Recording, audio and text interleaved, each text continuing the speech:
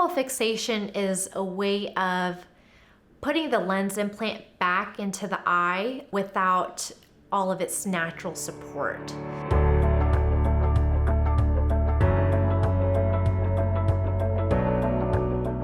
So usually a lens sits in what we call a bag, which is tethered in place to the zonules.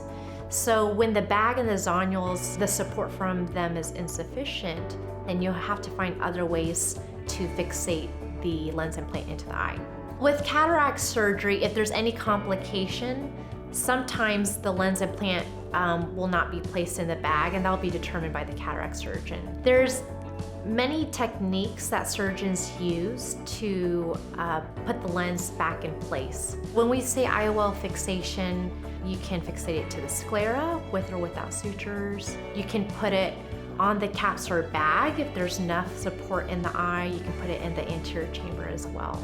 Really, there's nothing that the patient can do to help with the situation. It just needs to be managed surgically. What your retina surgeon will do is they'll do a thorough exam of the eye, and they'll determine which technique is best. It's up to the surgeon and their preference of what technique they'd like to use to fixate the IOL.